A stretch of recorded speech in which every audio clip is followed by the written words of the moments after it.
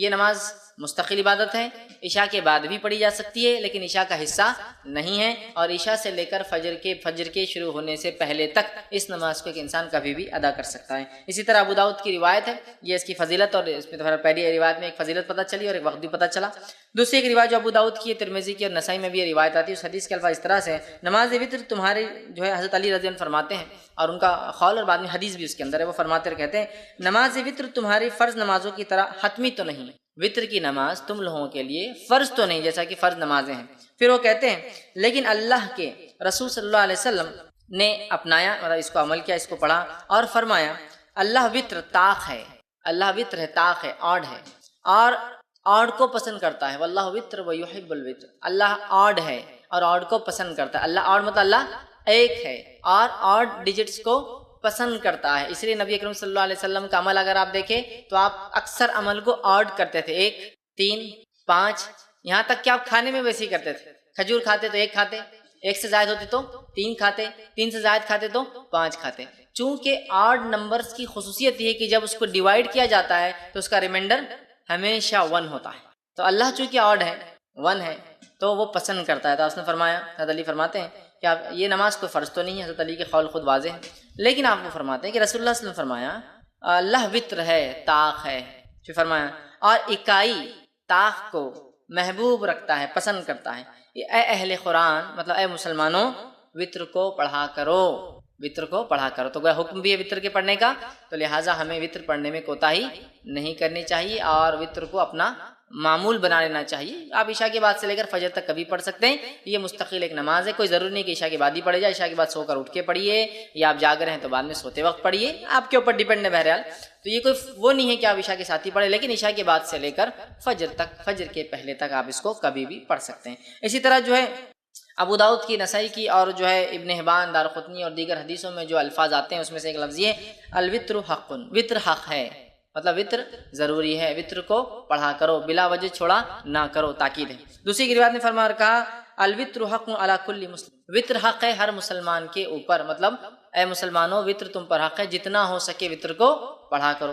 تیسری کی روایت میں فرما کہا الوتر حق ولیس بواجب، وتر حق ہے، ضروری ہے لیکن واجب نہیں ہے، ٹھیک۔ تو یہاں دیکھیے نبی اکرم صلی اللہ علیہ وسلم تاکید کر رہے ہیں وتر کے تعلق سے، اور یہ تاکید کر رہے ہیں کہ وتر واجب نہیں ہے لیکن اس کو پڑھا کرو، اس لیے کہ وہ حق ہے۔ تو اوپر کی روایتوں میں جو حق ہے کے الفاظ بار بار آ رہے ہیں، اس سے یہ بات واضح ہو رہی ہے کہ وتر بڑی اہم نماز ہے، بلا وجہ سے چھوڑنا نہیں چاہیے، کوشش کرنا چاہیے کہ اس کو جتنا ہو سکے اتنا پڑھا جائے، لیکن یہ بات یاد رکھ لیجیے نماز واجب نہیں، چونکہ آپ سب کی خود حدیث ہے وتر حق ہے لیکن یہ واجب نہیں ہے، ضروری نہیں ہے۔ اور یہ بات میں اس لیے بھی رکھ رہا ہوں کہ بہت سارے لوگ یہ سمجھتے ہیں کہ اگر وتر نہ پڑھے عشاء کی بات تو عشاء نہیں ہوئی، اس لیے بھی رکھ رہا ہوں۔ وتر ایک مستقل الگ عبادت ہے لیکن وہ عشاء کے ساتھ پڑھی جا سکتی ہے، لیکن وہ عشاء کا پارٹ نہیں ہے، اس کے نہ پڑھنے سے عشاء میں کوئی کمزوری نہیں آتی ہے، ٹھیک ہے، یہ بتانا میرا مقصود تھا۔ تو وتر کو پڑھنا چاہیے، یہ حق ہے، یہ ضروری ہے، بہت اہم ہے، لیکن یاد رکھیے واجب نہیں ہے، تو لہٰذا جو شخص استطاعت رکھتا ہو ضرور کوشش کرے کہ وتر کی نماز کو بھی وہ ادا کرے۔ اسی طرح ابو داؤد اور مستدرک حاکم کی ایک روایت ہے، نبی اکرم صلی اللہ علیہ وسلم فرمایا کہا وتر حق ہے اور جو شخص وتر نہیں پڑھتا ہے وہ ہم میں سے نہیں، مطلب اس وتر کی اہمیت، وتر کی نماز کی اہمیت بتاتے ہوئے نبی اکرم صلی اللہ علیہ وسلم کیا فرما رہے ہیں، وتر کو پڑھا کرو اس لیے کہ حق ہے، اور جو وتر نہ پڑھے وہ ہم میں سے نہیں ہے۔ مطلب یہ ہوا کہ بلا وجہ وتر کو نہیں چھوڑنا چاہیے، بلا وجہ وتر میں کوتاہی نہیں کرنا چاہیے، جتنا ہو سکتا ہے اتنا کوشش کر کے وتر کو ضرور ہم لوگ پڑھیں، لیکن یہ نماز واجب نہیں ہے، انشاءاللہ آگے میں اس کی تفصیلات رکھوں گا۔ خود اوپر کی ایک روایت میں وضاحت بالکل ہو گئی کہ وہ حق ہے لیکن واجب نہیں ہے، لیکن وہ اتنی اہم نماز ہے کہ زور دینے کے لیے، امفسائز کرنے کے لیے نبی کریم صلی اللہ علیہ وسلم فرمائے وہ حق ہے بول کر، جو وتر نہ پڑھے وہ ہم میں سے نہیں، مطلب بلا وجہ وتر کی نماز کو چھوڑنے والا ہم میں سے نہیں، مطلب وہ غلط کام کرتا ہے، اسے چاہیے کہ وتر کو ادا کیا کرے اگر طاقت استطاعت سہولت ہو تو۔ اسی طرح نبی اکرم صلی اللہ علیہ وسلم فرماتے ہیں، یہ طبرانی کی دارقطنی کی روایت، آپ نے کہا مسند احمد میں بھی یہ روایت آتی ہے، اور آپ نے کہا 3 چیزیں میرے لیے فرض ہے، تمہارے لیے تطوع کا لفظ یعنی سنت ہے، 3 چیزیں میرے لیے واجب ہے، فرض ہے، میں اس کو کرتا ہوں، اور تمہارے لیے یہ چیز جو آپ سے فرماتے سنت ہے، کیا ہے؟ قربانی، آپ نے فرمایا قربانی نبی کے فرض تھی، ہمارے لیے سنت ہے۔ دوسرا فرمایا نماز وتر نبی اکرم صلی اللہ علیہ وسلم کے لیے فرض تھی، ہمارے لیے سنت ہے۔ اور تیسرا فرمایا فجر کے پہلے کی 2 رکعتیں، فجر کی 2 رکعت نماز، یہ دوسروں پر آپ نے فرمایا سنت ہے، مطلب تطوع ہے، لیکن میرے لیے یہ چیزوں کو اللہ نے واجب کر دیا، فرض کر دیا۔ تو اس سے بھی وطر کی اہمیت پتہ چلتی ہے کہ کتنی اہم ہے۔ اسی طرح جو ہے نبی اکرم صلی اللہ علیہ وسلم کا جو معمول تھا وہ یہ تھا، آپ وطر کی نماز کو کبھی نہیں چھوڑتے تھے۔ آپ کو یہاں تک کہ سفر میں بھی وطر کی نماز پڑھتے ہوئے دیکھا گیا۔ مطلب وطر کی نماز کو نبی اکرم صلی اللہ علیہ وسلم نے اپنا معمول بنا دیا تھا، اور آپ سفر میں بھی، حالانکہ سفر میں قصر ہوتا ہے، جمع بھی ہو سکتی ہے، نمازیں ملائی بھی جا سکتی ہے، دو نمازیں فجر اپنے وقت پر، ظہر اثر ایک ساتھ پڑھ سکتے ہیں آپ، چاہے ظہر کے وقت میں چاہے عصر کے وقت میں، مغرب عشاء ایک ساتھ پڑھ سکتے ہیں، چاہے مغرب کے وقت میں چاہے عشاء کے وقت میں۔ تو گویا 3 وقت میں 5 نمازیں ہوتی ہے، اور اس میں بھی قصر کا آپ کو موقع ہے، مطلب نمازیں ہاف ہو جاتی ہے۔ فجر 2 کی 2 رکعت ہوتی ہے فرض، ظہر کی 4 کی 2 ہو جاتی ہے، عصر کی 4 کی 2 ہو جاتی ہے، مغرب کی 3 ہوتی ہے، اور عشاء کی 4 کی 2 ہو جاتی ہے۔ مطلب فرض میں بھی قصر ہے، لیکن نبی اکرم صلی اللہ علیہ وسلم نے اس حالت میں بھی جو ہے وطر کو پڑھا۔ تو وطر کی نماز اس سے پتہ چلتا ہے بڑی اہمیت کے حامل ہے۔ اب وطر کی نماز کیا ہے، اس کا حکم کیا ہے؟ سنت ہے، واجب ہے، موقدہ ہے؟ جیسے ہمارے پاس جو عموماً چلانے ہیں واجب الوطر بولتے ہیں۔ وہ کیوں؟ وہ جو حدیث میں نے اس سے پہلے آپ کے سامنے رکھی کہ جو وطر نہ پڑے وہ ہم میں سے نہیں ہے، تو اس سے پتہ چلا رہا ہے یہ تو بہت اہم ہے، ورنہ مسلمان نہیں ہے وہ شخص۔ لیکن علماء لکھتے ہیں یہ وضاحت کے لیے ہے، اہمیت بتانے کے لیے ہے، لیکن یہ اسلام سے خارج نہیں ہوتا کوئی وطر کی وجہ سے، ٹھیک ہے؟ تو یہ واجب نہیں، بلکہ اس کے تعلق سے صحیح قول یہ ہے کہ وطر کا پڑھنا سنت موقدہ ہے، واجب نہیں، یاد رکھ، اس لیے کہ ہمارے پاس اور خاص طور سے حنفی مسلک میں فرض الگ چیز ہے، واجب الگ چیز ہے، جبکہ ہمارے نزدیک یہ ہے کہ فرض اور واجب ایک ہی چیز ہے، یاد رکھیں، فرض اور واجب کی اہمیت ایک جیسی ہوتی ہے۔ تو بہرحال وہ کہتے واجب ہے، ٹھیک ہے، ہم کہتے واجب نہیں، سنت موقدہ ہے، سنت موقدہ، اور یہی قول جمہور علماء کا، یاد رکھیے۔ اور نبی اکرم صلی اللہ علیہ وسلم کی ایک حدیث میں نے آپ کے سامنے پہلے رکھ بھی دی تھی۔ اسی طرح ایک اور روایت ہے جو میں نے پہلے آپ کے سامنے رکھی تھی، جس میں آپ نے فرمایا اور کہا کہ یہ جو ہے آپ فرماتے نہیں سوائے اس کے تطوع یعنی سنت نفل پڑھے، مطلب وطر کی نماز یہ جو ہے یہ سنت ہے، سنت موقدہ ہے۔ ایک رات نے فرمایا دوسرے مجھ پر فرض ہے اور تم لوگوں پر تطوع، تم لوگوں پر کیا ہے؟ سنت ہے، تم لوگوں پر یہ نماز فرض نہیں ہے۔ تو اس سے پتہ چلا یہ نماز واجب نہیں بلکہ سنت موقدہ ہے، ٹھیک ہے۔ اسی طرح امام مالک جو ہے اور مسند احمد کے اندر روایت آتی ہے، عبادہ بن صامت رضی اللہ عنہ اس کے راوی فرماتے اور کہتے ہیں کہ جس کے اندر آپ صلی اللہ علیہ وسلم نے فرمایا کہ یہ تطوع، یہ نماز سنت ہے، نہ کہ تم پر فرض، تو بلکہ یہ جس کو ہم کہیں گے عام زبان میں سنت موقدہ جو کہتے ہیں نا، ایسی سنت جس کو نبی اکرم صلی اللہ علیہ وسلم نے ہر حال میں کرنے کی کوشش کی، یہ نماز ایسی ہے، یاد رکھیے وطر۔ اب وطر کی نماز کا وقت کب شروع ہوتا ہے اس کے تعلق سے دیکھ لیتے ہیں۔ تو میں سمجھتا ہوں پہلی حدیث میں نے درس کے ابتدا میں جو بتائی واضح ہے کہ یہ نماز کے ذریعے اللہ نے ہماری مدد کی، اور یہ نماز عشاء کے بعد سے لے کر فجر کے پہلے تک پڑھی جا سکتی ہے، ٹھیک۔ تو اس کا وقت شروع ہوتا ہے عشاء کے بعد سے فجر کے طلوع، مطلب فجر کے شروع ہونے سے پہلے تک، مطلب اس کو عام زبان میں کہوں تو عشاء کے بعد سے سحر کے وقت کے ختم ہونے تک، چونکہ سحر کا وقت ختم ہوتا ہے تو فجر شروع ہو جاتی ہے، تو اس کا وقت رات میں عشاء کے بعد سے لے کر سحر کے شروع ہونے کے پہلے تک ہے۔ تو ہم لوگ کوشش کریں کہ اس عمل کو جو ہے اگر ہم کرنا چاہتے ہیں تو عشاء کے بعد سے لے کر فجر کے پہلے تک کر سکتے ہیں۔ ابو داؤد، ترمذی اور ابن ماجہ کی روایت ہے، آپ صلی اللہ علیہ وسلم فرمایا اور کہا اسے نماز عشاء اور طلوع فجر کے مابین پڑھو، عشاء کے بعد اور طلوع فجر کے شروع ہونے کے بیچ میں کہیں آپ اس نماز کو پڑھ سکتے ہیں، یاد رکھیں، ٹھیک ہے۔ اسی طرح جو ہے آپ صلی اللہ علیہ وسلم فرماتے ہیں، اور صحیح بخاری اور صحیح مسلم کی متفقہ علیہ روایت، آپ نے فرمایا اور کہا نبی اکرم صلی اللہ علیہ وسلم رات کے ہر حصے میں نماز وطر ادا فرمائی، ابتدائی حصے میں بھی، وسط شب میں بھی، اور رات کے آخری حصے میں بھی۔ اور یہ روایت حضرت عائشہ سے ہے کہ حضرت عائشہ فرماتی ہے کہ آپ صلی اللہ علیہ وسلم وطر کی نماز عشاء کے بعد بھی پڑھتے تھے، اس کے بعد سے لے کر نماز رات کے کسی بیچ کے حصے میں بھی پڑھتے تھے، اور اس کے علاوہ رات کے آخر حصے میں بھی پڑھا کرتے تھے۔ تو اس سے پتہ چلا کہ وطر کی نماز عشاء کے بعد سے لے کر فجر کے پہلے تک کبھی بھی پڑھی جا سکتی ہے، اور نبی اکرم صلی اللہ علیہ وسلم نے عشاء کے بعد سے لے کر فجر کے پہلے تک پڑھا۔ اسی طرح ایک دوسری روایت صحیح بخاری اور صحیح مسلم کی، آپ نے فرمایا اور کہا اور آپ صلی اللہ علیہ وسلم نے جن دنوں میں وفات پائی، مطلب یہ روایت بھی عائشہ فرماتی ہے اور کہتی ہے اس روایت میں کہ جن دنوں میں نبی اکرم صلی اللہ علیہ وسلم وفات پائی ان دنوں میں آپ آخری حصے سحر کے وقت وطر کو پڑھا کرتے تھے۔ اس سے کیا پتہ چلا؟ آپ صلی اللہ علیہ وسلم عشاء کے بعد بھی پڑھتے، بیچ میں پڑھتے، اور آخر وقت میں، لیکن آپ نے کیا کیا؟ اس کو آخر وقت میں اللہ کے رسول اس کو سحر کے وقت پڑھا کرتے تھے۔ اسی طرح جو ہے نبی اکرم صلی اللہ علیہ وسلم کا جو ہے ایک حکم ہے، حدیث ہے جو صحیح مسلم کی روایت، آپ نے فرمایا کہا صبح ہونے سے پہلے پہلے وطر کو پڑھ لو، مطلب صبح ہونے سے پہلے پہلے تک وطر کو ہم کو پڑھ لینا چاہیے۔ تو پتہ چلا وطر عشاء کے بعد سے لے کر فجر کے پہلے تک کبھی بھی آپ پڑھ سکتے ہیں، اور نبی اکرم صلی اللہ علیہ وسلم نے اس کو عشاء کے بعد سے لے کر فجر تک کبھی بھی پڑھا، اور اس کو ہم کہیں گے عشاء کے بعد بھی پڑھی جا سکتی ہے لیکن آخر وقت میں پڑھنا افضل ہے۔ سحر کے وقت میں پڑھنا افضل ہے، اس لیے کہ انسان سوتا ہے، سو کر اٹھتا ہے، اٹھنے کے بعد پھر نفل نمازیں مطلب تہجد پڑھتا ہے، اور تہجد کے بعد اگر وطر پڑھتا ہے تو یہ افضل ہے، یاد رکھیے۔ اب آپ کہیں گے خالی وطر کو رات میں کیوں اٹھنا ہے؟ تو تہجد ہی پڑھنا، لیکن میں تہجد انشاءاللہ آخری میں رکھوں گا حصہ۔ تو یہ جو وطر کو ہم کہہ رہے ہیں آخری وقت میں پڑھنا افضل ہے، اس سے مراد ہے آخری وقت میں انسان رات میں اٹھے، تہجد کی نماز پڑھے، تہجد کے بعد اپنی وطر پڑھ لے۔ صحیح مسلم کی روایت ہے، ماں عائشہ رضی اللہ عنہا سو جاتی تھی، آپ سب ان کو اٹھاتے تھے اور کہتے عائشہ اٹھ اور وطر پڑھ لے، مطلب تہجد ادا کر، اور تہجد ادا ہونے کے بعد اپنی وطر کی نماز، چونکہ عموماً صحابہ آخر وقت میں وطر پڑھتے تھے، چاہے تہجد کے وادی تھے، لہٰذا چونکہ تہجد ایک بہت افضل عمل ہے، یاد رکھیے بہت افضل، نفل نمازوں میں سب سے افضل نماز ہے یہ، تو لہٰذا وہ لوگ روکے رکھتے تھے اپنی نماز کو وطر کو، اور تہجد میں اٹھتے تھے، تہجد میں اٹھنے کے بعد وطر پڑھتے تھے، تو اللہ کے رسول صلی اللہ علیہ وسلم ماں عائشہ کو اٹھاتے تھے تاکہ وہ اپنی وطر ادا کرے، مطلب تہجد پڑھ لے اور اس کے بعد وطر بھی ادا کرے۔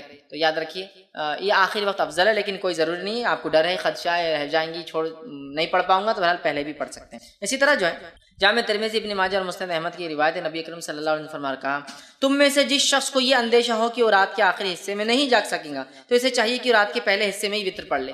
جس کو ایسا لگے کہ میں رات میں نہیں اٹھ سکتا ہوں تو اسے چاہیے کہ وطر پہلے پڑھ لے، مطلب عشاء کے بعد پڑھ لے۔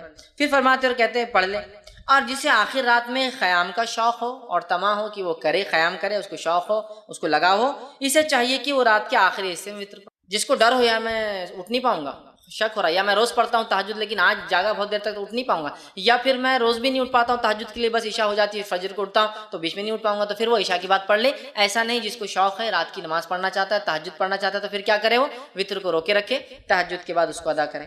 اسی طرح صحیح مسلم کی روایت ہے، نبی اکرم صلی اللہ علیہ وسلم فرمایا اور کہا، بے شک رات کے آخری حصے کی نماز میں فرشتے آتے ہیں اور یہی افضل ہے۔ رات کے آخر حصے میں نماز کے وقت فرشتے حاضر ہوتے اور یہ افضل ہے۔ تو پتہ چلا تہجد کو آخر وقت میں پڑھنا، آخر وقت میں پڑھنا، سحر کے وقت پڑھنا، فجر سے پہلے پڑھنا افضل ہے، اور اسی طرح وطر کو بھی سحر سے پہلے، سحر کے آخر وقت میں پڑھنا، یا رات کا آخری حصہ تیسرا پہر ہوتا ہے جس سے فجر پھر شروع ہو جاتی ہے، اس کے بعد اس سے پہلے پڑھنا افضل ہے، کیونکہ اس وقت فرشتے حاضر ہوتے ہیں۔ تو اسی سے میں نے کہا افضل تو آخر حصے میں ہے، لیکن عشاء کے بعد بھی فوراً اسے ادا کیا جا سکتا ہے، یاد رکھیے فوراً ادا کیا جا سکتا ہے۔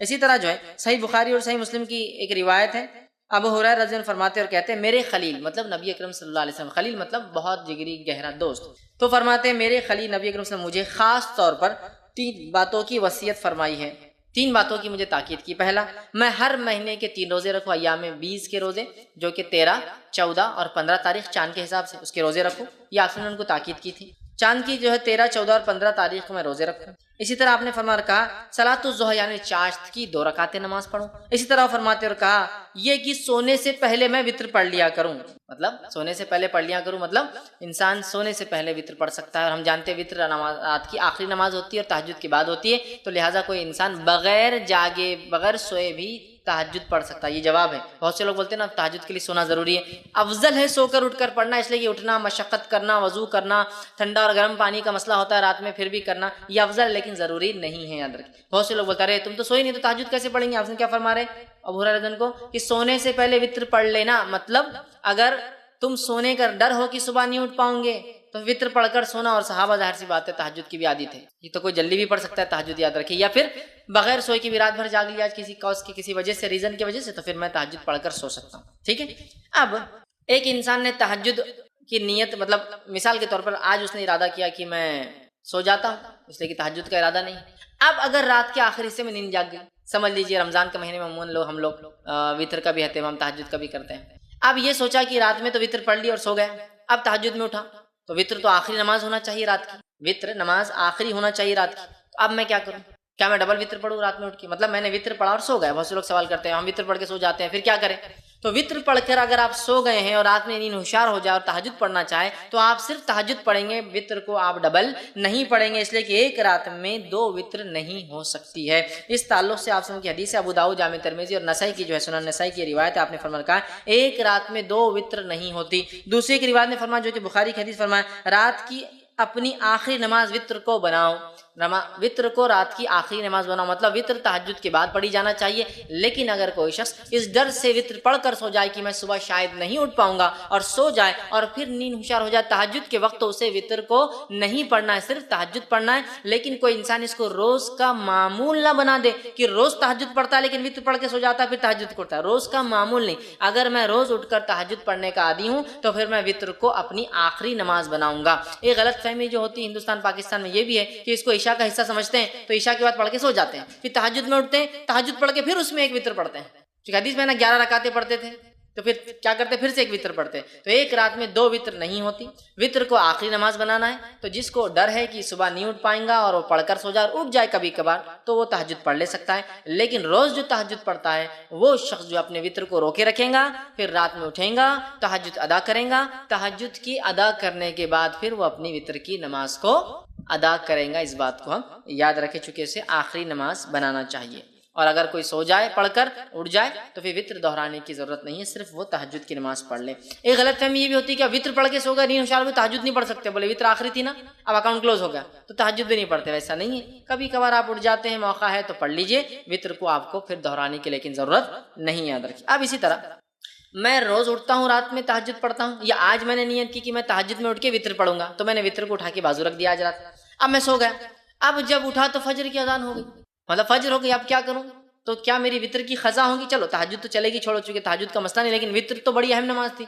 तो याद रखिए, वित्र की नमाज एक ऐसी नमाज है जिसकी खजा नबी अकरम सल्लल्लाहु अलैहि वसल्लम साबित है। चूंकि आप इतना पढ़ते थे, कसरत से पढ़ते थे, हमेशा पढ़ते थे, सफर में पढ़ते थे, घर पर पढ़ते थे, कि आपने इसकी खजा भी की। और इस ताल्लुक से एक रिवायत है जो अबू दाऊद, मुस्नद अहमद और जो मुस्तदरक हाकिम की हदीस, आपने फरमाया जो शख्स वित्र से सोया रह जाए, मतलब इरादा था उठ के पढ़ूंगा लेकिन सो गया, रोज पढ़ता था सो गया, या आज नियत करके वित्र नहीं पड़ी कि तहज्जुद पढ़ूंगा और मैं सो गया, तो आप फरमाते जो शख्स वित्र से सोया रहा, सो जाए या भूल जाए, अब याद ही नहीं रही आज वित्र पढ़ा नहीं पढ़ा, मतलब जागता तो रहा लेकिन भूल गया, भूल जाए, तो वो इन्हें सुबह के वक्त या फिर जब याद आ जाए पढ़ ले। तो फिर वो शख्स इसे सुबह के वक्त और जब याद आ जाए, हालांकि वित्र कब पढ़ना है? सुबह से पहले, फजर से सुबह चालू हो जाती है, फजर से पहले पढ़ना है। लेकिन जो शख्स सोया रहा या भूल गया, वो क्या करे? वित्र को सुबह पढ़ ले या जब याद आ जाए जब पढ़ ले। इससे पता चला वित्र की नमाज की खजा हो सकती है, लेकिन रोज का मामूल नहीं हो सकता है।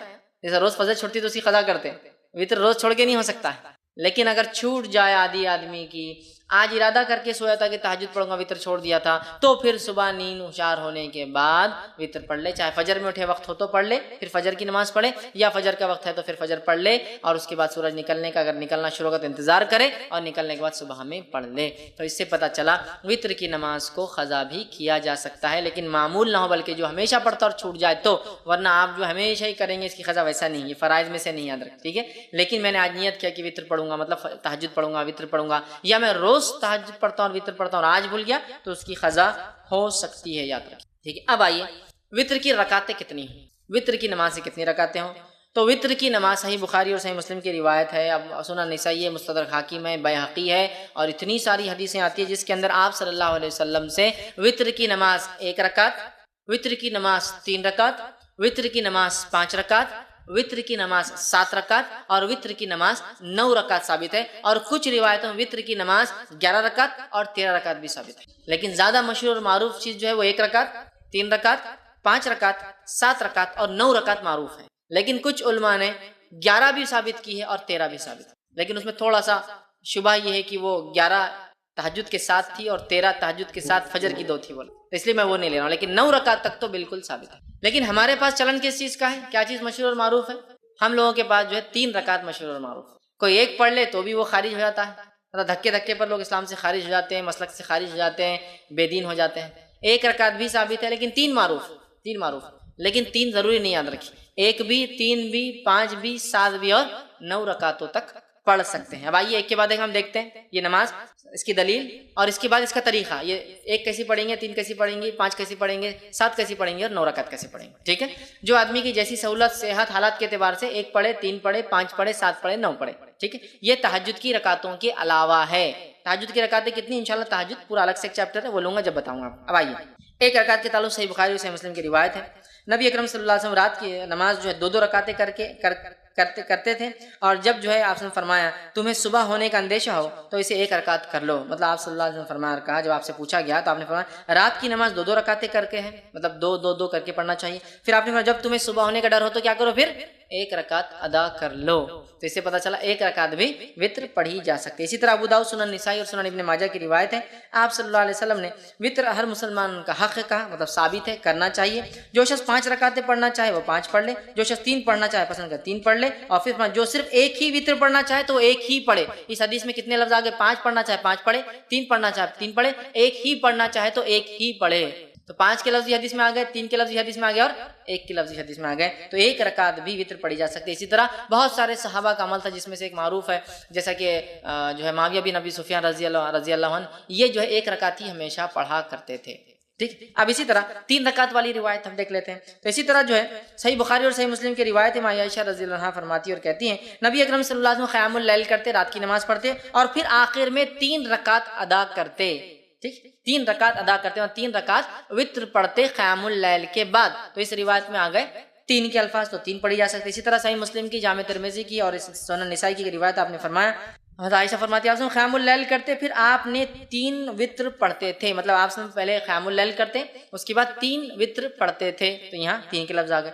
اسی طرح نبی اکرم صلی اللہ علیہ وسلم 5 رکعت بھی ثابت ہے جو میں نے آپ کے سامنے رکھی، جیسا کہ صحیح بخاری کی روایت ہے اور صحیح مسلم میں بھی روایت متفق علیہ. حضرت عائشہ رضی اللہ عنہا فرماتی آپ نے فرمایا کہا کہ نبی اکرم صلی اللہ علیہ وسلم رات کو 13 رکعتیں پڑھا کرتے تھے اور ان میں سے 5 وطر ہوتے اور آپ صلی اللہ علیہ وسلم ان 5 وطر کے مابین بیٹھتے نہ تھے بلکہ صرف آخر میں تشہد کرتے تھے.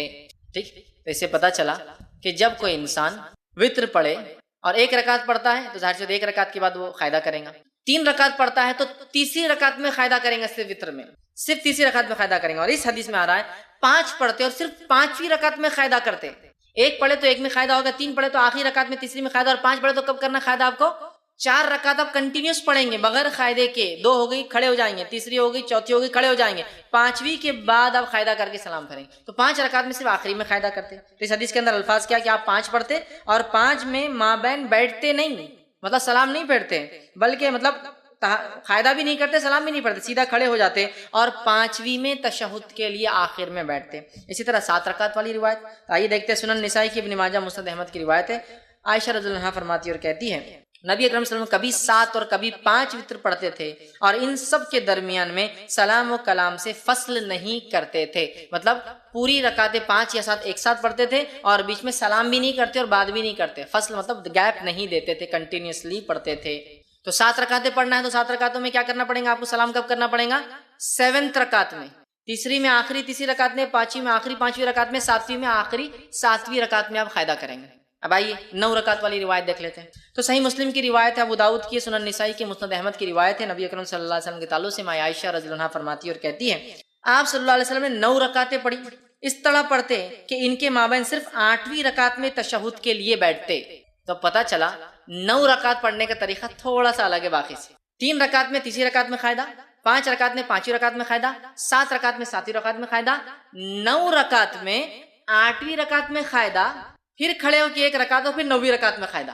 9 رکعت والی وطر اگر آپ پڑھتے ہیں تو 8 کنٹینیو پڑھیں گے، 8ویں رکعت میں قاعدہ کریں گے، پھر کھڑے ہوں گے، سلام نہیں پھیریں گے، پھر 9ویں رکعت پڑھ کے 9ویں رکعت میں قاعدہ. مطلب 9 رکعت میں 2 قاعدے ہیں. 7 رکعت میں 1 قاعدہ، 5 رکعت میں 1 قاعدہ، 3 رکعت میں 1 قاعدہ، 1 رکعت میں تو 1 ہی قاعدہ ہوں گا ظاہر سی بات ہے. لیکن 9 رکعت والی نماز میں 8ویں میں قاعدہ اور 9ویں میں 1 قاعدہ. تو آپ یہ نماز کو 9 رکعت تک پڑھ سکتے تھے. میں اس کے آگے اور بھی روایتیں نہیں رکھوں گا آپ کے سامنے 11 اور 13 کی، تھوڑا سا اس میں کنفیوز بھی ہوتا ہے، لیکن 9 رکعت تک بالکل علماء کے بغیر کسی اختلاف کے اتنی باتیں ثابت ہے. یاد رکھیں، لیکن اس سے زائد بھی کوئی پڑھتا ہے تو ہم اس کو برا نہیں کہیں گے، چونکہ اس میں اختلاف ہے اور بہت سارے آثار ملتے ہیں کہ ایسا صحابہ نے کیا. ٹھیک ہے. تو 9 رکعت کا طریقہ میں نے آپ کو 9 رکعت تک ہم نے دیکھی. اب وطر کی جو ہے ادائیگی کا طریقہ کیا ہوگا، اس کو کیسے ادا کیا جائے گا. ٹھیک. تو وطر کو ادا کرنے کا طریقہ یہ ہے کہ آپ رات میں اٹھیں گے اور تہجد پڑھیں گے. چونکہ یہ نماز وطر کی بات ہو رہی ہے، رات کی نماز کی بات ہو رہی ہے. ٹھیک. اور وطر کی نماز جو ہے قیام اللیل کے بعد آپ نے پڑھتے ہیں، تہجد کی بات پر. تو آپ رات میں اٹھیں، اٹھنے کے بعد 2، 4، 6 یا 8 رکعتیں آپ نماز پڑھیں گے، 2 کر کے 2 یا 4 یا 6 یا 8 رکعت نماز پڑھیں گے. ان نمازوں کے بعد 1 یا 3 یا 5 یا 7 یا 9 رکعت وطر پڑھیں گے. ہوگی بات ختم. یہ طریقہ ہے. پہلے آپ تہجد کے لیے اٹھیں گے، تہجد کی نماز پڑھیں گے جو کہ 2 یا 4 یا 6 یا 8 رکعت زیادہ سے زیادہ، یہ پڑھنے کے بعد آپ 1 رکعت یا 3 رکعت یا 5 رکعت یا 7 یا 9 رکعت وتر پڑھیں گے. یہ اس کا پڑھنے کا طریقہ ہے، یاد رکھیے، طریقہ یاد رکھیے. اور یہی یاد رکھیے، درست چیزیں یاد رکھیے کہ ہم جو ہے اس طرح سے اس نماز کو ادا کریں تہجد کے بعد. اب جو سب سے مشہور طریقہ ہے وتر کا وہ 3 رکعتیں ہیں جو ہمارے پاس بھی چلتا ہے، تو اس کو تھوڑا سا اور ڈیٹیل میں جاتے ہیں. سب سے مشہور طریقہ جو وتر کا ہے وہ 3 والا ہے. وہ کیوں؟ حضرت عائشہ کی وہ روایت یاد کیجیے موطا امام مالک کی کہ نبی اکرم صلی اللہ علیہ وسلم رمضان یا غیر رمضان 11 رکعتوں سے زیادہ نہیں پڑھتے تھے. تو 11 رکعت میں 8 رکعت تہجد کی اور 3 رکعت وتر کیا. تو 3 پڑھنا سب سے مشہور طریقہ ہے. اب یہ 3 پڑھنے کا طریقہ کیا ہے؟ اس طریقے سے اس 3 رکعت کو پڑھنے کے 2 طریقے ہیں. میں سمجھو آپ زیادہ کنفیوز نہیں ہو رہے ہیں، ہر چیز کلیئر کرتے ہوئے جا رہے ہیں. 3 رکعتوں کو پڑھنے کے 2 طریقے. 2 طریقے کیا ہیں؟ 2 سلام سے 3 رکعت یا 1 سلام سے 3 رکعت. تھوڑا اس کو اور وضاحت کرتا ہوں. 2 سلام اور 2 قاعدے سے 3 رکعت یا 1 سلام اور 1 قاعدے سے 3 رکعت. طریقہ بتاتا ہوں. پہلا طریقہ، آپ نماز وتر کے لیے کھڑے ہوئے، آپ نے تکبیر کہی، ہاتھ باندھ لیا. اب آپ نماز پڑھتے ہیں 2 رکعت. 2 رکعت نماز ختم ہونے کے بعد قاعدہ کرتے ہیں. قاعدے کے بعد اب السلام علیکم ورحمۃ اللہ، السلام علیکم. کتنی رکعت ہوئی؟ 2. پھر 2 کے بعد آپ کھڑے ہوتے 1 رکعت کی نیت سے. پھر آپ رکعت باندھتے ہیں، 1 رکعت پڑھ کے قاعدہ کرتے ہیں السلام علیکم ورحمۃ اللہ، السلام علیکم ورحمۃ اللہ. 3 رکعت وتر، 2 سلام اور 2 قاعدے سے. 2 سلام ہے، 2 کے بعد سلام پھیر دیا، مطلب قاعدہ بھی ایک زیادہ ہوا، یہ بھی ہوا. اس کے بعد 1 رکعت پڑھی، 1 قاعدہ کیا اور سلام پھیرا. 2 سلام 2 قاعدے سے. دوسرا طریقہ 1 سلام اور 1 قاعدے سے. پہلا طریقہ سمجھ میں آ گیا، 2 رکعت پڑھی، سلام پھیر دیا، پھر کھڑے ہوئے 1 رکعت پڑھی، سلام پڑھی، تو قاعدے بھی 2 ہوئے، سلام 2 ہوئے. اب 1 سلام سے اور 1 قاعدے والا طریقہ، آپ نے رکعت باندھی وتر کی، 3 رکعت کی نیت سے آپ کھڑے ہوئے، اللہ اکبر کے ہاتھ باندھا، کنٹینیوسلی 3 رکعت پڑھیں گے. اب 1 ختم ہوئی، دوسری پڑھا آپ نے، دوسری ختم ہوئی، بیٹھیں گے نہیں، اب قاعدے میں کھڑے ہو جائیں گے، تیسری آپ پڑھیں گے. تیسری رکعت کے پڑھنے کے بعد آپ قاعدہ کریں گے اور پھر السلام علیکم ورحمۃ اللہ، السلام. 1 قاعدہ اور 1 سلام سے 3 رکعت اور 2 قاعدے 2 سلام سے 3 رکعت. سمجھ میں آ گئی بات؟ کلیئر ہے؟ بہت زیادہ کنفیوژن نہیں. سعودی عرب میں سب سے زیادہ معروف طریقہ وہ پہلا والا ہے. 2 رکعت پڑھتے ہیں، سلام پھیر دیتے ہیں، پھر 1 رکعت پڑھتے ہیں. ہندوستان کے اندر 3 پڑھتے ہیں، لیکن تھوڑا سا مسئلہ ہوتا ہے. ہم 3 رکعت 1 قاعدے اور 1 سلام سے نہیں پڑھتے، 3 رکعت 2 قاعدے 2 سلام، بالکل مغرب کی نماز کے جیسے. آپ کو بولے مغرب کیسا ہے، وتر کو نہیں پڑھنا ہے، تو پھر ایک نیا لاتے ہیں. ہم الگ کریں نا، بیچ میں ہاتھ اٹھاتے نا، تیسری رکعت میں اللہ اکبر بول کے پھر ہاتھ باندھتے. حالانکہ ہر طرف تو رفع دین منسوخ ہو گیا بولتے ہیں یہاں، لیکن ثابت کرتے ہیں. باقی جگہ رفع دین کرو تو منسوخ ہو گیا، غلط ہے، اور یہاں بولتے یہاں ہے، پھر کیسا منسوخ ہوا؟ یہاں تو ہے باقی. تو بہرحال الگ کرنے سے مراد، مغرب سے وتر کو الگ کرنے سے مراد یہ نہیں کہ منمانے طریقے سے الگ کرو. جو بتایا گیا وہ یہ ہے کہ قاعدہ 1 کرو اور 1 سلام سے، یا پھر 2 قاعدے مطلب پھر 2 رکعت پڑھ کے سلام پھیر دو، پھر 1 رکعت پڑھو، یہ معنی ہے اس کا. لیکن ہمارے پاس علم کم اور تعصب زیادہ ہوتا ہے. تعصب مطلب کیا؟ ارے فیض میں ایسا بولتی ہے، ان کا مطلب تو الگ ہی دکھ رہا، کچھ اپنے سے ہٹ کے طریقہ بتا رہے. میرے بھائی یہ علم ہے، دس از نالج. علم کو ہم کو حاصل کرنا ہے. بہت ساری بات ہم کو نالج نہیں ہوتا کسی چیز کا، تو اس کا مطلب یہ نہیں کہ ہمارا مسئلہ الگ ہے ہم بھٹک گئے، بلکہ ہماری کمزوری تھی، ہماری جہالت تھی کہ ہم نے علم حاصل نہیں کیا. ٹھیک ہے، تو لہٰذا 3 رکعت کے دونوں طریقے میں نے آپ کو بتا دیے اور دونوں سنت سے ثابت ہے. لیکن تیسری رکعت میں کھڑے ہو کر سورہ فاتحہ اور وغیرہ پڑھ کر پھر اللہ اکبر کے ہاتھ اٹھا کے پھر سے باندھنا، یہ سنت سے ثابت نہیں ہے. اس تعلق سے آپ سب سے کچھ بھی ثابت نہیں، نہ صحیح نہ ضعیف. خاص طور سے اٹھا کے پھر باندھنا نہ صحیح ثابت ہے نہ ضعیف. لہٰذا میں کہوں گا آپ کو اگر 3 ایک ساتھ پڑھنا ہے تو 1 قاعدے سے پڑھیے. آخری رکعت میں آپ کو کوئی ڈبل سے ہاتھ نہیں اٹھانا ہے بیچ میں. اب پھر وہ دعائے قنوت کیسے کرنا، پھر فرق کیسے کرنا، دعائے قنوت کی طرف میں جا رہا ہوں. پہلے میں طریقے بتانا چاہ رہا تھا، تو ہو گیا 3 وتر کا طریقہ، 2 طریقے 3 وتر کے، یہ میں سمجھتا ہوں واضح ہو گئی. اور نبی اکرم صلی اللہ علیہ وسلم سے بہت ساری حدیثوں میں یہ بات صاحب، جیسے صحیح مسلم کی اور صحیح بخاری کی روایت متفق ہے. عبداللہ بن عمر رضی اللہ عنہما فرماتے ہیں آپ سب رات کی نماز کو 2 رکعتیں کر کے پڑھتے تھے اور آخر میں 1 رکعت وتر پڑھتے تھے. 2 2 2 2 2 2 2 مطلب 5 سلام ہو گئے، اس کے بعد آپ کھڑے ہوتے اور 1 پڑھتے ہیں، ٹوٹل ہوئی 11 رکعتیں. ٹھیک ہے، تو یہ طریقہ ہے اور ایک ساتھ پڑھنے کا بھی آپ سے ملتا ہے. اسی طرح رکعت وتر میں کیا خیرت کر سکتے ہیں؟ تو رکعت وتر میں سورہ فاتحہ کے بعد آپ کچھ بھی خیرت کر سکتے ہیں. اور وتر کی رکعت کی خصوصیت یہ ہے کہ اس میں تیسری رکعت میں بھی آپ کو ضمی سورہ ملانا ہے.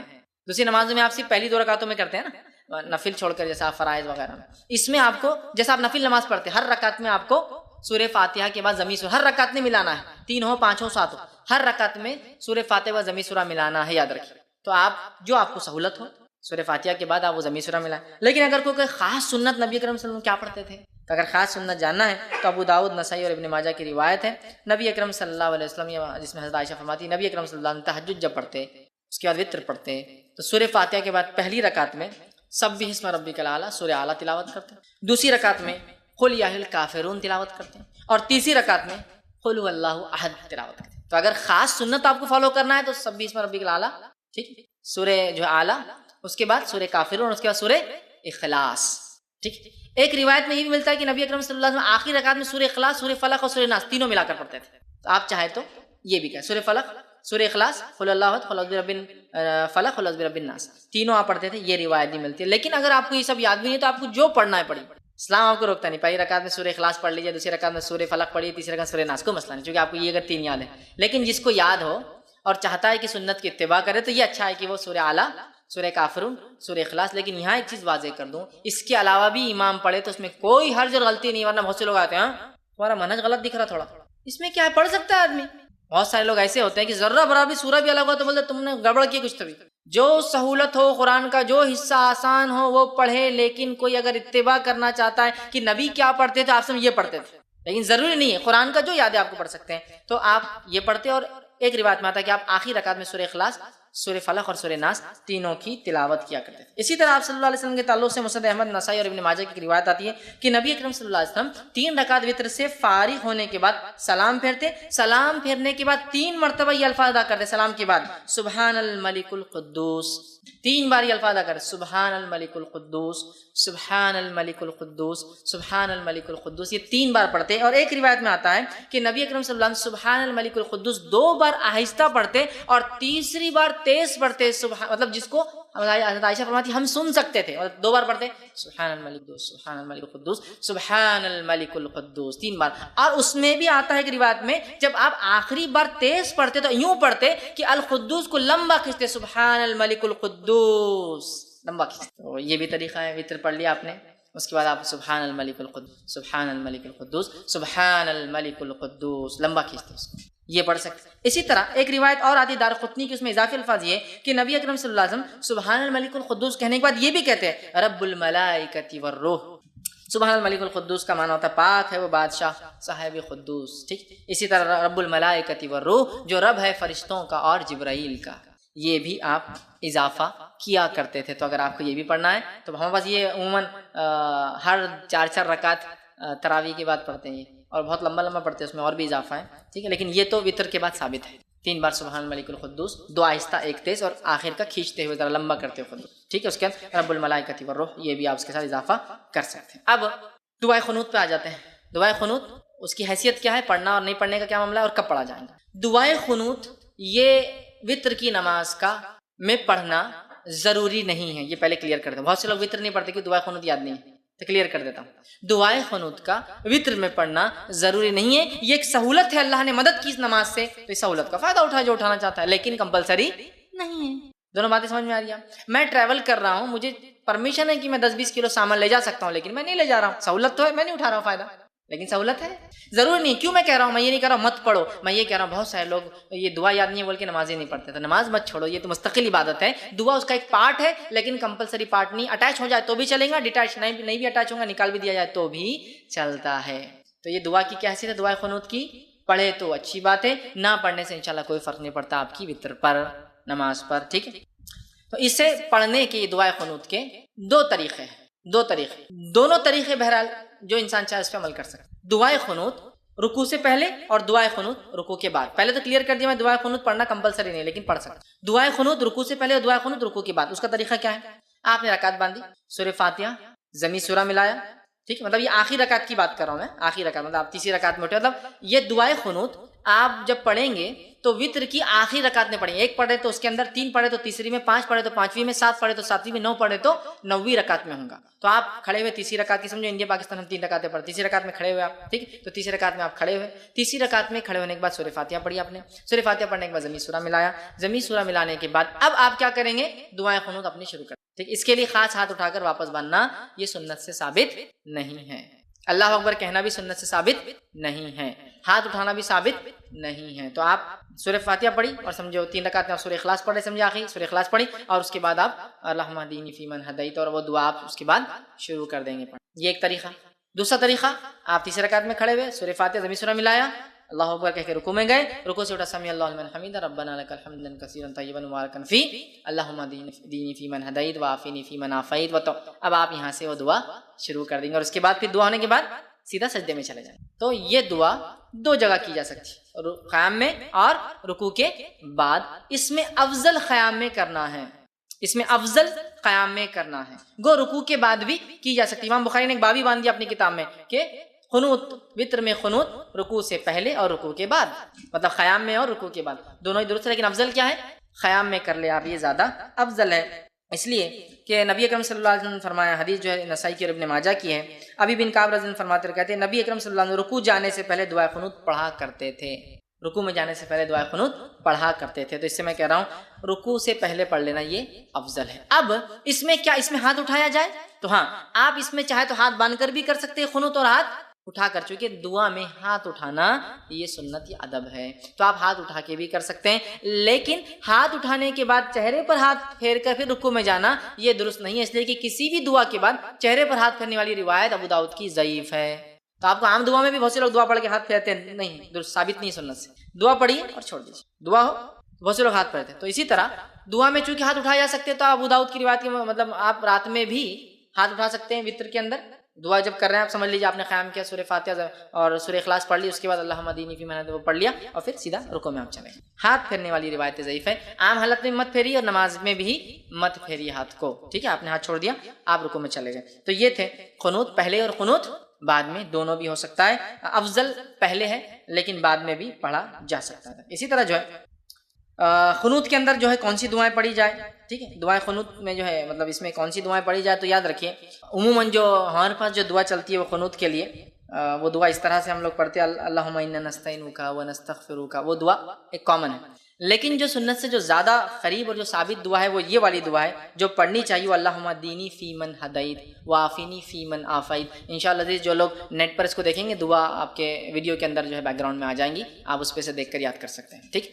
تو یہ دعا زیادہ بہتر ہے، اور وہ اللہم انا نستعینک وہ جو دعا ہے اس کے تعلق سے ایک روایت آتی ہے کہ اللہ کے رسول وہ فجر کی قنوت میں پڑھا کرتے تھے، وہ دعا وطر کی قنوت میں نہیں، وطر کی دعا نہیں تھی، وہ فجر میں کرتے تھے، جب قنوت نازلہ آپ کبھی فجر میں پڑھتے تو یہ پڑھتے ہیں، اور جب وطر میں پڑھتے تو یہ پڑھتے، اس لیے کہ حضرت حسن کو اللہ کے رسول صلی اللہ علیہ وسلم نے یہ قنوت خود سکھایا تھا، اللہم اہدنی فیمن ہدیت والا، سمجھ۔ اب بہت سے لوگوں کو یہ یاد ہوتا ہے اللہم اہدنا فیمن ہدیت، وہ جمع کا صیغہ ہے، لیکن اصل حدیث میں الفاظ دینی کے ہیں، اللہ میرے لیے ہدایت اور میرے لیے، لیکن جب وہ اجتماعی میں عالم کرتا ہے تو دینا کر دیتا ہے، اللہ ہمارے لیے، ٹھیک، لیکن اصل کے حدیث کے الفاظ تو دینی والا ہی ہے، پورا سنگولر ہی ہے وہ دعا، پلورل میں نہیں ہے وہ دعا جو سکھائی گئی، ٹھیک ہے۔ تو یہ دعا جو ہے زیادہ بہتر یہ ہے انشاءاللہ، اور بہت سارے علماء نے یہ بھی کہا کہ اللہم اہدنی فیمن ہدیت بھی کوئی چاہے تو پڑھ لے، اللہم انا نستعینک یہ دعا بھی چاہے تو پڑھ لے، دونوں ملا کے پڑھ لے، کوئی مسئلہ نہیں، سمجھ رہے بات کو، یہ بھی پڑھ لے یہ بھی پڑھ لے، دونوں میں کوئی مسئلہ نہیں۔ لیکن زیادہ جو بات پتہ چلتی ہے محدثین کے اقوال سے وہ یہ ہے کہ آپ سب وطر میں یہ پڑھتے تھے، اور فجر کے قنوت نازلہ میں یہ والی اللہم انا نستعینک ونستغفرک یہ دعا جو ہے فجر کے قنوت میں، لیکن اگر کوئی پڑھنا چاہے تو دونوں بھی ملا کر پڑھ سکتا ہے، ٹھیک ہے۔ تو میں سمجھتا ہوں دعا کی بھی وضاحت ہو گئی، ایکسٹرا فائدین اس کے اندر نہیں ہے، آپ کو صرف ڈائریکٹ آپ نے کیا دعا کر لینا، ایسا کیجئے، یا مطلب ہاتھ کھول کے کیجئے، ہاتھ باندھے ہوئے میں کیجئے، رکوع سے پہلے مطلب قیام میں کر لیجئے، رکوع کے بعد آپ دعا کیجئے، ساری چیزیں بہرحال ثابت ہے، اور دونوں بھی قنوت میں نے آپ کے سامنے رکھ دی۔ قنوت چونکہ دعا ہے، دعا ہاتھ اٹھائی جا سکتی ہے، اور یہ قنوت زیادہ قریب ہے سنت سے، لیکن یہ بات بھی پتہ چلتی ہے کہ آپ نے فجر میں وہ پڑھا، لیکن کچھ علماء لکھتے ہیں دونوں بھی درست ہے پڑھ لینے میں انشاءاللہ، کیونکہ حرج نہیں، اس لیے کہ یہ قنوت ہے اور قنوت ہے، دعا ہے، آپ کبھی پڑھ سکتے ہیں، تو لہٰذا وہ کہتے ہیں دونوں پڑھ لو، کوئی مسئلہ نہیں انشاءاللہ، ٹھیک ہے۔ تو یہ تھا اس کا طریقہ اور دعا۔ اب اسی طرح جو ہے دعائے قنوت ہمیشہ مانگنا ضروری نہیں ہے، کوئی اس کا پارٹ نہیں، آپ کر سکتے تو کیجئے، نہ بھی کرنے سے انشاءاللہ کوئی فرق نہیں ہوتا ہے۔ اب اسی طرح جو ہے یہ تھا وطر کی رکعتیں، اس کا طریقہ، اس کی اہمیت اور اس کے تعلق سے کچھ باتیں، ہو سکتا ہے کچھ باتیں بچ گئی ہو تو سوال جواب میں انشاءاللہ میں اس کو کور کروں گا۔ اب آئیے تہجد کی طرف، تھوڑا سا تہجد کے تعلق سے کچھ باتیں دیکھ لیتے ہیں۔ سب سے پہلے تہجد کے فضائل میں دیکھیے قرآنی آیت بھی اور احادیث بھی موجود ہے، اتنا وقت نہیں کہ میں تمام چیزیں لوں، مختصر رکھتا ہوں آپ کے سامنے۔ سب سے پہلی چیز تو اللہ رب العزت سورہ بنی اسرائیل، یہ سورہ اسراء سورہ نمبر 17 آیت نمبر جو ہے 79 کے اندر فرماتا ہے، 79 کے اندر فرماتا ہے کہتا ہے وَمِنَ اللَّيْلِ فَتَهَجَّدْ بِهِ نَافِلَةً لَكَ، اللہ فرماتا ہے کہتا ہے اور رات کو تہجد پڑھو، یہ آپ صلی اللہ علیہ وسلم کے لیے نفل ہے، آپ اے نبی رات میں تہجد پڑھا کرو، یہ آپ کے لیے نفل ہے۔ عَسَىٰ أَن يَبْعَثَكَ رَبُّكَ مَقَامًا مَحْمُودًا، ہو سکتا ہے اللہ اس کے ذریعے آپ کو مقام محمود پر پہنچا دے، ٹھیک ہے، تو اس سے دیکھیے قرآن سے پتہ چلتا ہے کہ تہجد کا ذکر قرآن میں اور اس کی بڑی اہمیت ہے، اس کو پڑھنا چاہیے۔ اسی طرح دوسرے مقام پر سورہ بنی اسرائیل میں اللہ نے آگے فرمایا، کہا بے شک اللہ سے ڈرنے والے متقی لوگ باغوں اور چشموں میں ہوں گے، وہاں ان نعمتوں کو پائیں گے جو ان کا رب انہیں دے گا، بے شک وہ اس سے پہلے نیکوکار تھے، وہ راتوں کو بہت کم سوتے تھے اور بوقت سحر اللہ تعالیٰ سے بخشش طلب کرتے تھے۔ رات کو اٹھ کر، مومنوں کی صفت ہے، رات کو اٹھ کر اپنے رب سے بخشش طلب کرتے تھے، اس لیے کہ رات کا آخری پہر وہ پہر ہوتا ہے جس میں اللہ رب العزت آسمانی دنیا پہ نزول کرتا ہے اور ایک ندا اور آواز لگائی جاتی ہے۔ یہ صرف رمضان کے لیے خاص نہیں ہے، سارے سال ہوتا ہے کوئی مغفرت کا طلب کرنے والا میں معاف کرنے والا ہوں، ہے کوئی مانگنے والا میں دینے بیٹھا۔ صحیح مسلم کی روایت ہے، بہت سی بار یہ رمضان میں لوگ پیش کرتے ہیں روز کی، اور بہت سی بار یہ روایت کو لوگ شب برات کے لیے پیش کرتے ہیں، یہ روز کی ہے۔ روز اللہ آسمانی دنیا پہ فرسٹ جس کو کہیں گے اسکائی پر آتا ہے اور ایک ندا آواز لگائی جاتی ہے کوئی مانگنے والا، تو میں سمجھ رہا بات۔ تو بہرحال اس کا تذکرہ قرآن میں بھی ہے، احادیث کے اندر جو ہے صحیح مسلم کی روایت میں آتا ہے نبی اکرم صلی اللہ علیہ وسلم کے تعلق سے کہ جو ہے نبی اکرم صلی اللہ علیہ وسلم سے پوچھا گیا کہ فرض نماز کے بعد کون سی نماز سب سے افضل ہے۔ نبی اکرم صلی اللہ علیہ وسلم کسی نے سوال کیا فرض نماز کے علاوہ سب سے افضل نماز کون سی ہے، اس کا مطلب دوسرے الفاظ میں نفل عبادتوں میں سب سے افضل عبادت کون سی ہے۔ فرض نماز کے بعد سب سے افضل عبادت مطلب کیا ہوا، نفل نمازوں میں سب سے افضل نماز۔ تو آپ نے فرمایا اور کہا آدھی رات کے بعد نماز یعنی تہجد، آدھی رات کے بعد پڑھی جانے والی نماز کا پڑھنا یہ سب سے افضل عبادت ہے فرض نمازوں کے بعد۔ تو اگر فرض کے علاوہ کوئی انسان کچھ کرنا چاہتا ہے سب سے افضل کام تو وہ کیا کرے، تہجد کا اہتمام کرے، تہجد کا اہتمام کرے۔ یاد رکھیے بڑی اہم بات ہے اور ہمیں چاہیے کہ ہم کوشش کریں ہم لوگ تہجد کا بالخصوص اہتمام۔ تو اس حدیث سے پتہ چلا سب سے افضل نماز فرض کے بعد سب سے افضل نماز نفل میں یا سب سے افضل عبادت نفل عبادتوں میں کون سی ہے، تہجد کا ادا کرنا۔ اور اس تہجد کے بعد یہ پڑھا جاتا ہے کیا، وطر، جو میں نے پہلے لے چکے ہیں، ہم لوگ پہلے پڑھ لیتے وطر عشاء کے بعد، عام طور سے تہجد نہیں پڑھتے لوگ، یہاں بس عشاء کے بعد کا اس لیے اس کو پہلے رکھا، حالانکہ وہ اس کے بعد آتی۔ اب آئیے جو ہے ایک اور روایت میں اس طرح سے آتا ہے، ابن حبان اور مسند احمد کی روایت ہے، ابو ہریرہ رضی اللہ عنہ اس کے راوی فرماتے ہیں ہر کس و ناکس مسلمان کو سلام کہو، غریبوں کو کھانا کھلاؤ، صلہ رحمی کرو اور راتوں کو اٹھ کر جو ہے اس وقت نمازیں پڑھو جبکہ لوگ سوئے ہوئے ہوں، اس طرح تم آرام سے جنت میں داخل ہوں گے۔ ابو ہریرہ رضی اللہ عنہ نے ایک مرتبہ پوچھا اللہ کے رسول میں جنت میں آرام سے کیسے داخل ہوں، تو آپ نے بتا دیا اور کہا کیا کیا کرو جنت میں جانے کے لیے آسانی سے۔ پہلا کام مسلمان کو سلام کرو، غریب کو کھانا کھلاؤ، رشتوں کو جوڑے رکھو، رات کو اٹھ کر نماز پڑھو جبکہ لوگ سوتے رہتے ہیں، تم آسانی سے اور آرام سے جنت میں چلے جاؤں گے۔ تو آسانی سے اور جنت میں جانے کے راستوں میں سے ایک راستہ تہجد کا پڑھنا ہے، کھانے کا کھلانا ہے، لوگوں سے رشتہ اور تعلقات قائم کرنا ہے، اور کس اور ناقص جس کو بھی کسی کو بھی سلام۔ اور یہاں الفاظ دیکھیے ہر کس و ناقص، بڑی اہم چیز، مطلب ہر کسی کو، ہاں بس کیا ہوتا ہے سلام کرتے ہیں اسٹیٹس کے حساب سے، بہت مالدار ہے تو سلام، غریب نوکر اپنے پاس روز کام کروا اس کو کیا سلام کریں گے۔ کس اور ناقص مطلب اس کی دنیاوی اعتبار سے ویلیو ہو یا نہ ہو لیکن آپ نے سلام کرنا چاہیے، سمجھ رہے ہیں بات، بہرحال سلام کرو اور رشتوں کو قائم رکھو، غریبوں کو کھانا کھلاؤ اور ہاتھوں کو اٹھ کے نماز پڑھو، مطلب تہجد پڑھو جب سب سوتے ہیں، مطلب آخر وقت میں افضل ہے یہ ٹائم، تو تم جو ہے جنت میں چلے جاؤں گے۔ اب تہجد کے وقت کے تعلق سے ہم کچھ باتیں دیکھتے ہیں۔ تہجد کا وقت اور اس کی رکعتیں۔ تہجد کا وقت عشاء کے بعد سے لے کر فجر کے پہلے تک، سیم جو وطر کا ٹائم۔ تہجد کا وقت عشاء کے بعد سے لے کر فجر کے پہلے تک، تو گویا آپ عشاء کے بعد بھی پڑھ سکتے ہیں تہجد اور فجر سے پہلے تک پڑھ سکتے ہیں کبھی بھی، جیسا آپ وطر پڑھ سکتے ہیں، ٹھیک ہے۔ اب کتنی رکعتیں پڑھیں، تو اس کی رکعتیں یاد رکھیے دو کر کے، کم از کم 2 اور زیادہ سے زیادہ 8 رکعت، اور یہ رکعتیں 2 کر کے ہی ہوں گی، 2 کے بعد سلام، 2 کے بعد سلام، 2 کے بعد سلام، 2 کے بعد سلام، ٹھیک۔ تو اگر آپ کو 2 پڑھنا ہے تو 2 ہو گئی، 4 پڑھنا ہے تو 2 کر کے مطلب 2 سلام ہوں گے، 6 پڑھنا ہے تو 3 سلام، اور 8 پڑھنا ہے تو 4 سلام سے 8 رکعتیں، 2 کے بعد سلام پھیریں گے۔ یہ اس کی رکعتیں کم از کم 2، زیادہ سے زیادہ آپ جو ہے 8 رکعتیں اس کی پڑھ سکتے ہیں، ٹھیک۔ اب جو ہے یہ کب پڑھ سکتے ہیں، تو اس کے تعلق سے میں نے جو آپ سے کہا یہ کبھی بھی پڑھ سکتے ہیں، اس تعلق سے ایک روایت آتی ہے، یہ روایت جو ہے صحیح بخاری اور صحیح مسلم کی ہے، نبی اکرم صلی اللہ علیہ وسلم کے تعلق سے آتا ہے، اور روایت میں آتا ہے رات کے جس حصے میں تم چاہو نبی اکرم صلی اللہ علیہ وسلم کو نماز پڑھتے ہوئے دیکھ سکتے ہو، اور جس حصے میں چاہو آپ کو سوتے ہوئے دیکھ سکتے ہو۔ مطلب آپ صلی اللہ علیہ وسلم اس نماز کو رات کے کسی بھی حصے میں پڑھتے ہیں۔ صحابی کہتے ہیں کبھی ہم کو آپ پڑھتے ہوئے دکھتے، کبھی نہیں دکھتے، کبھی عشاء کے بعد دکھتے، کبھی بیچ میں دکھتے، کبھی آخری رات میں دکھتے، جس حصے میں چاہو آپ نماز پڑھتے ہوئے دکھتے ہیں، جس حصے میں چاہو آپ سوتے ہوئے دکھتے ہیں۔ مطلب کبھی ایک وقت نماز پڑھتے ہیں ایک حصے میں، دوسرے دن اس حصے میں نہیں پڑھتے، کبھی اور پڑھتے ہیں۔ تو ایک بار آج سمجھ لیجیے مثال فار ایگزامپل 1 بجے آپ جاگتے ہوئے دکھ رہے ہیں تو کل 1 بجے جاگتے ہوئے نہیں دکھیں گے آپ، تو ایک حصے میں دیکھو تو نماز پڑھتے ہیں، ایک حصے میں دیکھو تو آپ نماز نہیں پڑھتے ہیں۔ مطلب آپ صلی اللہ علیہ وسلم عشاء کے بعد سے لے کر فجر تک اس کو پڑھا کرتے ہیں۔ اسی طرح صحیح بخاری کی روایت میں عائشہ فرماتی ہے اور کہتی ہیں کہ آپ صلی اللہ علیہ وسلم اس وقت قیام فرماتے ہیں جب مرغ کی آواز سنتے ہیں۔ مطلب نبی اکرم صلی اللہ علیہ وسلم اس کو ہر وقت پڑھتے ہیں، لیکن خاص طور سے کب پڑھتے؟ رات کا تیسرا پہر۔ اور مرغ یاد رکھیے رات میں لاز بالکل سحر کے وقت آواز دیتا ہے، اور آپ کی حدیث ہے جب مرغ بانگ دے تو اسے برا مت کہو، اس لیے کہ وہ تو فرشتوں کو دیکھ کر بانگ دیتا ہے. لہٰذا جب مرغ بانگ دے تو اللہ سے دعا کرو، اس لیے کہ اس وقت فرشتے حاضر ہوتے ہیں. اور مرغ یاد رکھیے کبھی بھی، وہ شروعات میں تو کبھی بھی دیتا ہے وہ، لیکن جب سیکھ لیتا ہے تو وہ آپ دیکھیں گے رات میں 3 بجے سے یا کم از کم وہ سحر کے وقت شروع کرتا ہے تو فجر کے پہلے تک دیتا ہے. وہ شروع ہوتا ہے کیا مرغا بانگ دے دے کہ بور کر رہا ہے نا، وہ بور نہیں کر رہا، وہ آپ کو اشارہ کر رہا ہے کہ اب فرشتے آنے کا وقت ہے، فرشتے آ رہے ہیں، دیکھو آ رہے ہیں، اعلان ہو رہا ہے، اب جا رہے ہیں نا.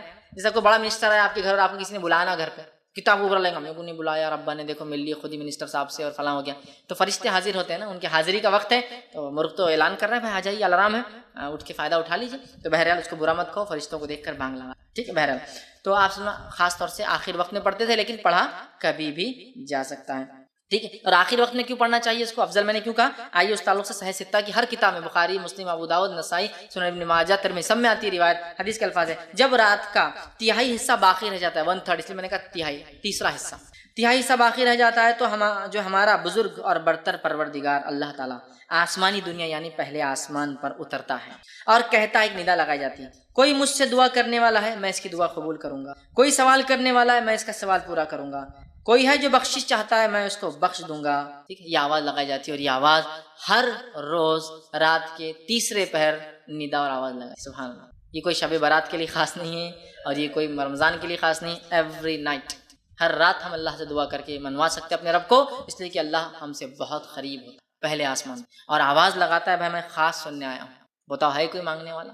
تو یہ بہت خاص وقت ہے. اور میں نے دیکھا ہے بہت سارے لوگوں نے اس کا تجزیہ کیا ہے، ان اوقات میں مانگی گئی دعا کبھی رد نہیں ہو، کیونکہ اسپیشلی آدمی اٹھ کر یہ دعا کرتا ہے اور اللہ نہیں ہونے والے کام بھی لوگوں کے. بہت سارے لوگ بولتے ہیں دعا کب کرنا، ہم نے افضل وقت کیا ہے؟ تو میں کہتا ہوں رات کے تیسرے پہر اٹھیے، تہجد کی نماز پڑھیے، وتر قائم کیجیے اور پھر اپنے رب سے خوب دعائیں. سب سے بہترین وقت ہے اللہ کو سنانے کا، اس لیے کہ اللہ خود اس وقت کہتا ہے کوئی مجھ سے مانگنے والا میں دینے بیٹھا ہوں، ہے کوئی سوالی میں اس کے سوال کو پورا کروں گا، ہے کوئی مغفرت کا طلب کرنے والا آج مغفرت کرو. تو ایوری ڈے ہمارے لیے مغفرت کا دن ہو سکتا ہے اگر ہم فائدہ اٹھانا چاہیں تو. اسی طرح جو ہے نسائی کی روایت ہے، سنن نسائی کی مستدرک حاکم کی ہے کہ نبی اکرم صلی اللہ علیہ وسلم فرماتے ہیں رات کے آخری حصے میں بندہ اپنے رب کے سب سے زیادہ قریب ہوتا ہے. کیوں سب سے زیادہ قریب ہوتا ہے؟ اس لیے کہ ان کا رب پہلے آسمان پہ آ جاتا ہے تو بندہ سب سے قریب ہے. ایسے تو بندہ ہمیشہ اللہ سے قریب ہے، اس کا رب اسے سنتا ہے، لیکن یہ اور قربت کا وجہ ہے کہ اللہ رب العزت پہلے آسمان پہ آ جاتا ہے نا، قربت اور نزدیک ہو جاتی ہے، اس لیے خوب مانگنا چاہیے. صحیح بخاری اور صحیح مسلم کی روایت آپ نے فرمان کہا اللہ تعالیٰ کو سب سے محبوب نماز داؤد علیہ السلام کی نماز ہے.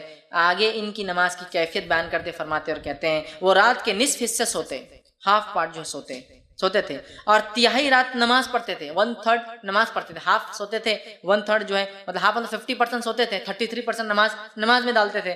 تو فرماتے ہیں اور تہائی رات نماز پڑھتے تھے اور پھر رات کا چھٹا حصہ پھر سوتے تھے، اور اس کے بعد پھر 6th پارٹ سوتے بھی تھے. اس کا مطلب پہلے اٹھے سوئے ہاف پارٹ، پھر اٹھے پھر نماز قائم کی اور پھر سو جاتے تھے. تہجد میں ایسی ہوتا ہے نا، اگر ہم تہجد کے لیے اٹھتے ہیں اور فجر کو ٹائم ہوتا ہے تو اگر ہم اٹھتے ہیں تہجد کیا تھوڑا وقت ہوتا ہے ہم سو کے پھر اٹھ سکتے. تو یہ آپ فرماتے داؤد علیہ السلام کی نماز سب سے بہترین تھی، اور وہ کیا تھی؟ ہاف سوتے تھے، پھر 33% وہ کرتے تھے اور 1/6 پھر سو جاتے تھے، اس کے اندر تھوڑا ٹائم باقی ہوتا تو پھر سوتے تھے. ٹھیک ہے. اسی طرح جو ہے نبی اکرم صلی اللہ علیہ وسلم کے تعلق سے آتا ہے، صحیح بخاری اور صحیح مسلم کی متفق علیہ روایت ہے، رمضان یا کسی دوسرے مہینے آپ 11 رکعتوں سے زیادہ نماز نہیں پڑھتے تھے. 11 رکعت، 8 رکعت تہجد اور 3 رکعت وتر. تو 8 رکعت تہجد کی، 2 کم از کم اور زیادہ زیادہ آپ 8 رکعت جو ہے پڑھ سکتے ہیں یہاں تک. ٹھیک. اب اسی طرح جو ہے بہت سارے لوگ تہجد کے معاملے میں غلط فہمی یہ رکھتے ہیں کہ تہجد کو کبھی کبھار نہیں پڑھنا چاہیے، اگر پڑھے تو ہمیشہ کنٹینیو کر جائے، نہیں پڑھے تو تہجد بدوا دیتی. پھر تو بہت سارے لوگ بولتے ہیں دیکھو تم پڑھ رہے تو کمپلیٹ پڑھتے رہنا، نہیں تو نہیں پڑھنا. مصیبت پریشانی ہوتی ہے تو آدمی جب پڑھتا ہے، کبھی نہیں ہوتی تو نہیں پڑھتا ہے. اللہ تعالیٰ توفیق دے ایک الگ بات ہے، لیکن سب کو یہ نماز کی مکمل توفیق نہیں ہوتی ہے، چونکہ ویسے فرض ہے بھی نہیں. بڑی افضل ہے اپنی دعائیں منگوانے کے لیے، منانے کے لیے رب کو، وہ تو ہے، لیکن یہ غلط فہمی کی بنیاد پہ نماز مت چھوڑ. بہت سے لوگ تہجد کی نہیں پڑھتے، سو کے اٹھنا ضروری ہے. روز تو میں جاگتا نہیں ہوں، آج جاگ لیا تو تہجد پڑھوں کیا؟ تو بولتے نہیں آج نہیں پڑھ سکتے. کیوں؟ خاص تھوڑی اٹھے تم نماز کے لیے. سمجھ رہا؟ ایسا نہیں ہے میرے بھائی. اگر میں روز نہیں پڑھ سکتا ہوں لیکن آج جاگ گیا ہوں تو کتنا اچھا موقع ہے نا. پلس کیا تیسرے پہر میں پڑھنا ضروری نہیں؟ عشاء کی بات پڑھ لیجیے آپ. مجھے لگتا ہے میں تہجد میں نہیں اٹھ سکتا ہوں، عشاء کے بعد میں نے تہجد کی 8 رکعت پڑھی، 3 وتر پڑھی، سو گیا. یہ بھی کر سکتا ہوں. سمجھ رہا؟ تو ضروری نہیں کہ آپ کنٹینیو رکھیں، ضروری نہیں کہ آپ آخر وقت میں پڑھیں، جب سہولت ہو جیسے سہولت آپ پڑھیں. اور بہت ساری غلط فہمیاں ہوتی ہے کہ نماز کو پڑھ کے چھوڑے تو عذاب آ جاتا، لعنت برستی، کام ہو گیا تو پھر واپس خراب ہو جاتا، اس لیے کہ تم نے تو اللہ کو خوش کر دی رات میں اٹھ کے بعد تھوڑے دن بعد میں. نہیں، ایسا کچھ نہیں. ہمارا رب جو ہے بندے کی نیت کو دیکھتا ہے، تو لہٰذا جتنا ہو سکے کرے. ہاں افضل یہ ہے کہ کوئی کام آپ جب شروع کریں اس کو کنٹینیو رکھیں، لیکن کوئی ضروری نہیں کہ کوئی چیز کنٹینیو رکھی جا سکے. ہو سکتا ہے آپ کر پائے، ہو سکتا نہ کر پائے، تو بہرحال کوئی مسئلہ نہیں. تو بغیر سو کر اٹھے کے بھی اس کو پڑھ سکتے ہیں، چونکہ تہجد کا معنی جاگنا ہوتا ہے. सोना उसमें शामिल ही नहीं है। तो समझ लीजिए थर्ड नाइट शिफ्ट करने वाले लोगों के लिए बड़ा आसान है। नाइट शिफ्ट है, चाय का मौका मिल रहा है तो 2 रकात पढ़ ली और 3 रकात पढ़ ली, ज़्यादा टाइम नहीं, कंपनी नहीं देती, 2 रकात तहज्जुद की पढ़ी, 3 रकात वितर पढ़ ली और दुआ करिए अपने रब से। नाइट शिफ्ट में बहुत से लोग काम करते हैं, ट्रैवल कर रहा हूँ, रात में जाग रहा हूँ सवारी में, ठीक है, तो तहज्जुद पढ़ ले सकता हूँ माशाल्लाह। और एक तो सफ़र में वैसे अल्लाह मुसाफिर की दुआ रद्द नहीं करता, उस पर जो है सवारी में हूँ, मतलब सहूलत भी नहीं है, उस पर जाग रहा हूँ रात में और दुआ कर रहा हूँ अपने रब से, कितनी बड़ी बात है ना। रब भी फिर अल्लाह ताला भी जो है दुआओं को सुनता है, याद रखिए हमारी। तो जो तहज्जुद, हाँ तहज्जुद में नबी अकरम सल्लल्लाहु अलैहि वसल्लम कैसे उठते वो कैफियत भी रख देता हूँ।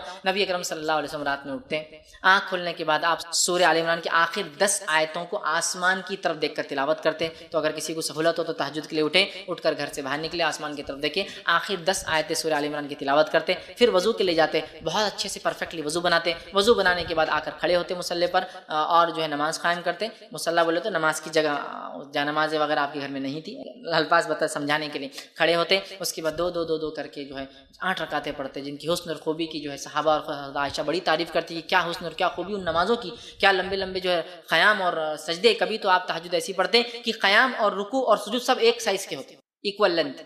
कभी आपने क़याम किया, रात में तहज्जुद पढ़ी और तहज्जुद के 2 रकातों के अंदर सूरह बकरा, सूरह आल इमरान और सूरह निसा तिलावत कर दी और उतना ही लंबा सजदा किया और उतने ही लंबे रुकू की, इतनी लंबी पढ़ते। तो बहरहाल हुस्न और खूबी से पढ़ते 2-2 करके, उसके बाद 3 पढ़ते और फिर फजर की अजान होती तो फजर की 2 पढ़कर फिर फजर के लिए बाहर जाते। और आखिर ज़माने में जब आप सल्लल्लाहु अलैहि वसल्लम की वफ़ात का वक्त आया तब आप तहज्जुद को आखिर वक्त में ही पढ़ा करते, last part of the night ही पढ़ा करते थे, ठीक है। तो हमें कोशिश करना चाहिए हम भी रात में उठें, आंखों को मले, आसमान की तरफ देखकर, आखिर अब आसमान की सहूलत हो तो ज़रूरी नहीं तो आप ढूंढने आसमान जाएंगे और दिखता नहीं कहीं, लेकिन हो तो ज़रूर आपकी सुन्नत थी, आप निकल के आसमान की तरफ देखकर 10 आयतें पढ़ते थे, आखिरी वो तिलावत करें, अच्छे से परफेक्टली वजू करें और हुस्न और खूबी के साथ इन नमाज़ों को अदा करें। अल्लाह ताला इस नमाज़ों के ज़रिए हमारी मदद करता है। फिर उसके बाद वितर कायम करें और फिर फजर की नमाज के लिए